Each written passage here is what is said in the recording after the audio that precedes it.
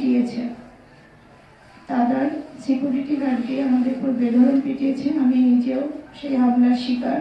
আমাকে রাস্তায় ফেলে সিকিউরিটি গার্ড পা দিয়ে পিষছে।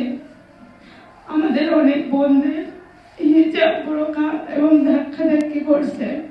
আমি তীব্র নিন্দা প্রতিবাদ জানাচ্ছি। আমি কখনো কল্পনা করি নাই একটা ন্যায্য অধিকার নিয়ে আসবো, তার জন্য আমাদের উপরে এভাবে আমাদেরকে তো এই পাশ সিকিউরিটি গার্ড দিয়ে আমাদের উপর নির্যাতন করবে।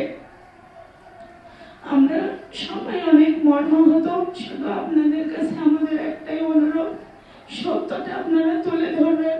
একটা ইসলামী ব্যাংক হয়ে কিভাবে সিকিউরিটি গার্ড দিয়ে মেয়েদের উপর নির্যাতন করে, ভাইদেরকে লাঠি সোটা লাঠি পেটা করে।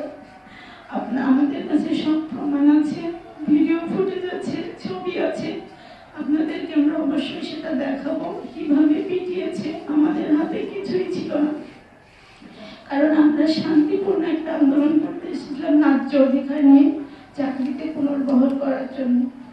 এছাড়া আমাদের কোনো দাবি দেওয়া ছিল না, কিন্তু তারা পরিকল্পিতভাবে সিকিউরিটি গার্ড দিয়ে আমাদের উপরে হামলা চালিয়েছে।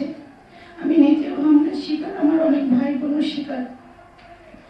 তো আপনাদের কাছে শুধু আমাদের তরফ থেকে অনুরোধ, আপনারা সত্যটা তুলে ধরবেন। আপনারা আমাদের হয়ে জানতে চাইবেন কেন একটা ইসলামিক ব্যাংক এর অথরিটি এদেরকে লেলিয়ে দিল। আপনাদের কাছে শুধু আমার অনুরোধ, এই সত্যটুকু আপনারা তুলে ধরে আমাদেরকে সাহায্য করবেন। আমরা আপনাদের কাছে সারা জীবন কৃতজ্ঞ থাকবো। ধন্যবাদ।